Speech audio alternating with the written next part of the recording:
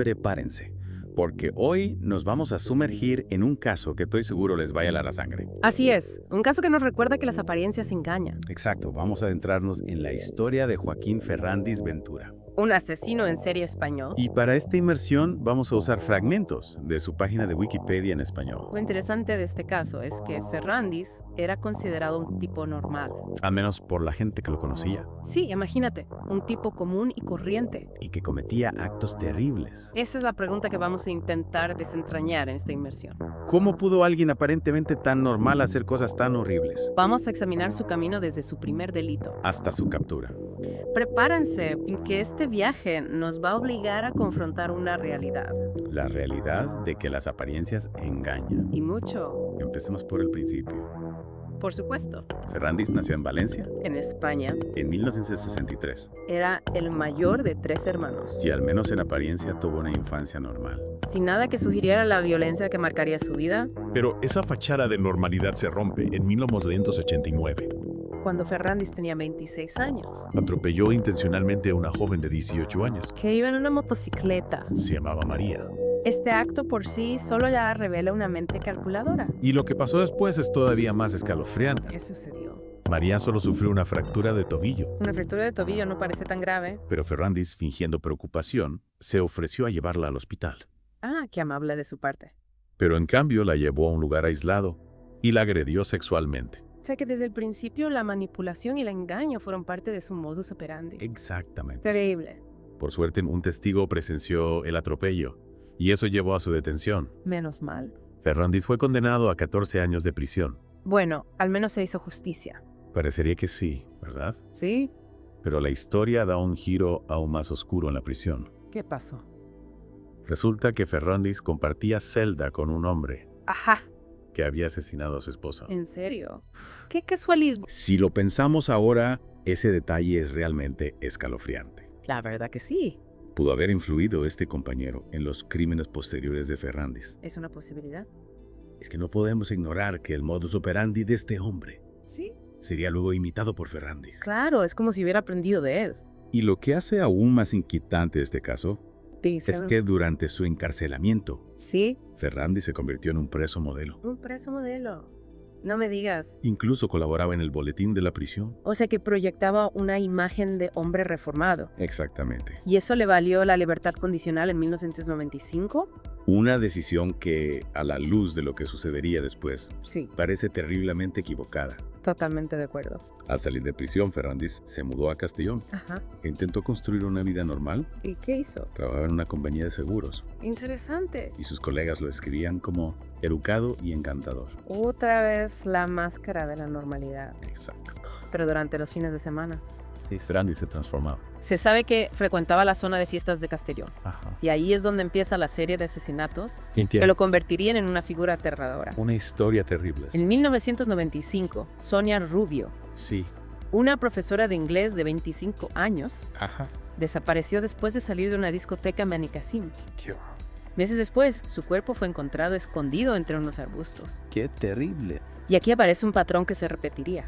Cuéntame. Sonia fue encontrada con las manos atadas y la boca sellada con cinta adhesiva. Un detalle escalofriante. Al año siguiente, En 1996. Amelia Sandra García, de 22 años, Sí. desapareció tras salir de una discoteca en Castellón. Otra víctima. Su cuerpo también fue encontrado meses después en un estanque, ¡Qué barbaridad! con las manos atadas. El mismo patrón que Sonia. Ante estos crímenes que aterrorizaban a la comunidad, claro, la policía inició una investigación. ¿Cómo se llamaba la investigación? La llamaron Operación Bola de Cristal Un nombre peculiar. para dar con el responsable. Mientras la policía buscaba respuestas, ¿Sí? Ferrandis continuaba acechando en las sombras. En 1998 intentó replicar su primer ataque, ¿En serio? esta vez contra una mujer que conducía su auto. ¡Qué barbaridad! Afortunadamente, ella se defendió y logró escapar. Menos... Su descripción del atacante y parte de la matrícula del coche fueron claves para la policía. Entonces ya tenían algunas pistas. ¿La red se cerraba sobre Ferrandis?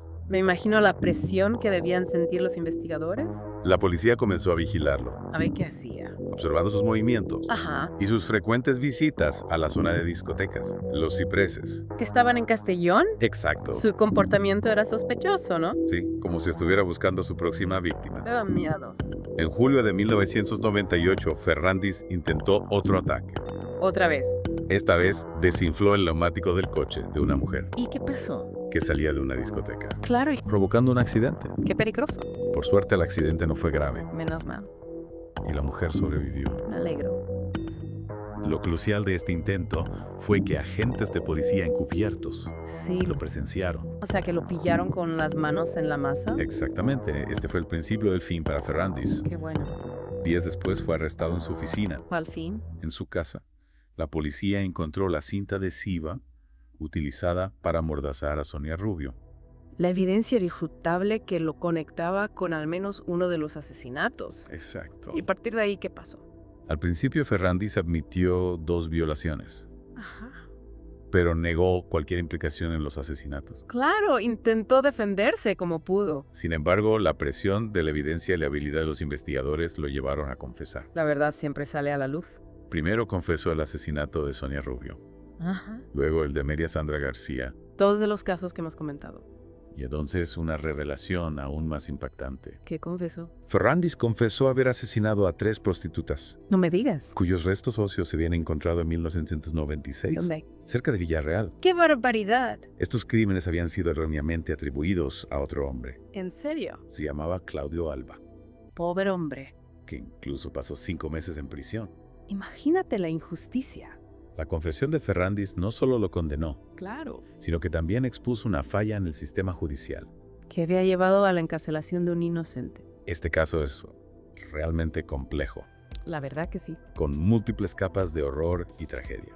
Totalmente. Y ahora nos adentramos en la siguiente etapa de nuestra inmersión, ¿Cuál es? el juicio y sus consecuencias, Un juicio que pondría a prueba los límites de la justicia. y la capacidad de la sociedad para lidiar con un monstruo con rostro humano. Interesante. Vamos a ver qué pasa en la siguiente parte de nuestra inmersión. Hasta la próxima. Hasta luego.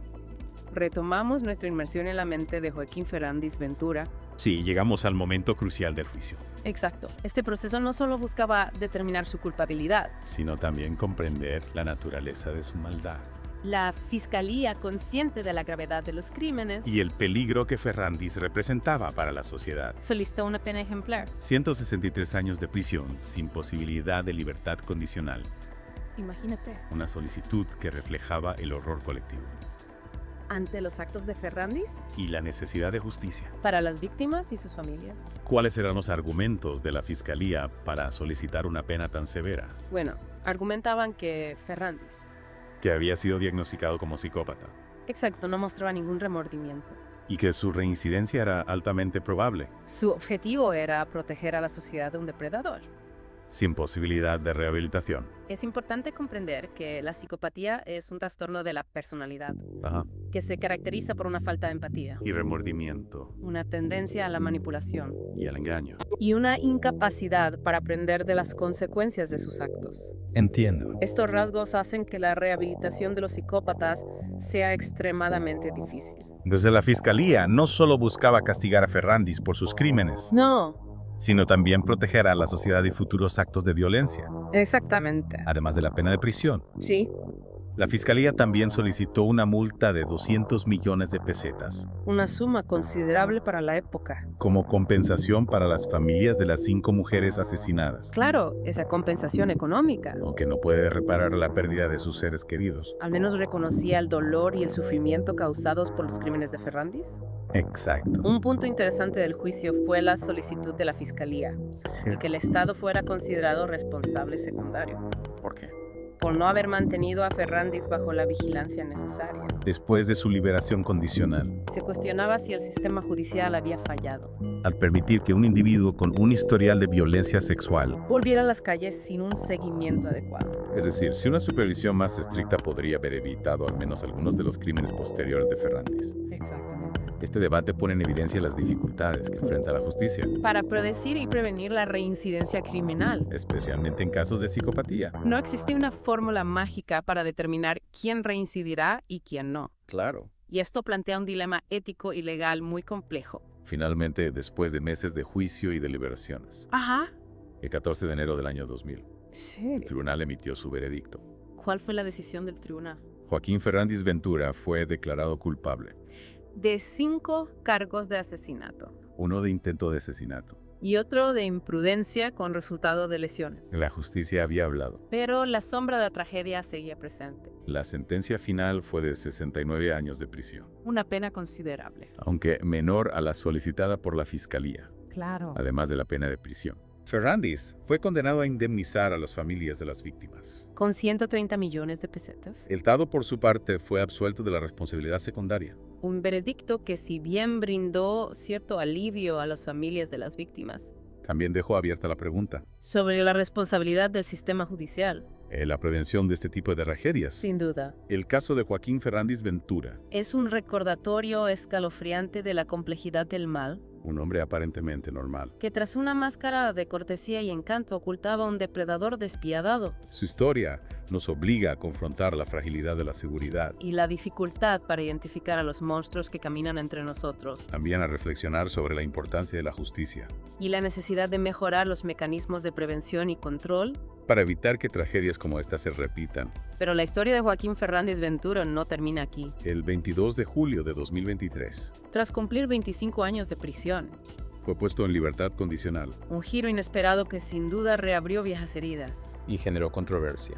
Fernández, al salir de prisión, aseguró que no regresaría a Castellón Por respecto a las familias de sus víctimas, y que se trasladaría a vivir al extranjero. para evitar cualquier tipo de molestia, Un anuncio que para algunos sonó a un intento de redención mientras que para otros solo fue una estrategia para evadir el escrutinio público. y reconstruir su vida lejos del peso de su pasado, La liberación de Fernández plantea una serie de interrogantes. que abordaremos en la parte final de nuestra inmersión. ¿Es posible la rehabilitación de un psicópata? ¿Qué riesgos implica su reinserción en la sociedad? ¿Cómo lidiar con el temor y la incertidumbre que genera su libertad? Preguntas difíciles que nos invitan a reflexionar sobre la naturaleza del mal La eficacia del sistema judicial. y la búsqueda de un equilibrio entre la justicia La seguridad. y la posibilidad de reinserción. Regresamos a nuestra inmersión en el caso de Joaquín Fernández Ventura. Un viaje que nos ha llevado a lo más profundo de la mente criminal, Y que nos ha planteado muchísimas preguntas sobre la naturaleza del mal. sobre la justicia y sobre la seguridad. En esta última parte nos vamos a centrar en la controversia que generó la liberación de Fernández en 2023. Después de haber cumplido 25 años de su condena, Su salida de prisión reavivó el dolor de las familias de las víctimas. y sembró muchísima inquietud en la sociedad. Muchos se preguntan, ¿Es realmente posible la rehabilitación de un psicópata? ¿puede alguien que ha cometido actos tan atroces cambiar? Esa es una pregunta compleja. No tiene una respuesta sencilla La psicopatía es un trastorno muy complejo. y controvertido, Los expertos todavía debaten sobre la posibilidad de su tratamiento. y de su rehabilitación. Exactamente. Algunos argumentan que la falta de empatía y remordimiento En los psicópatas. hace que su reinserción social sea muy difícil, Es decir, que por su propia naturaleza, un psicópata estaría incapacitado para comprender el dolor que ha causado. y para arrepentirse de sus actos. Esa es una de las posturas. Sin embargo, hay otros expertos que, si bien reconocen la psicopatía como un factor de riesgo, Sí, argumentan que no determina por completo el comportamiento de un individuo. entiendo. Señalan que hay casos de psicópatas que han logrado controlar sus impulsos. Y llevar una vida sin delinquir. Exacto. Entonces, el debate sobre la rehabilitación de los psicópatas sigue abierto. Sí, no hay un consenso claro al respecto. En el caso de Fernández, la incertidumbre es aún mayor. Claro. Sabemos que durante su tiempo en prisión se sometió a terapia Ajá. y a programas de reinserción. Pero es imposible saber con certeza si experimentó un cambio real. O si solo aprendió a simularlo. Exactamente. Su promesa de no regresar a Castellón y de vivir en el extranjero Sí. puede interpretarse como una muestra de respeto hacia las familias de las víctimas. Pero también podría ser una estrategia para eludir el escrutinio público, Y la presión social. si lo pensamos bien. Su decisión de alejarse del lugar donde cometió sus crímenes. Podría interpretarse de ambas maneras. Por un lado, podría ser un intento de evitar causar más dolor a las familias. Por otro lado, podría ser una forma de escapar de la responsabilidad. De las consecuencias de sus actos. La liberación de Ferrandis nos enfrenta a un dilema ético y social muy difícil.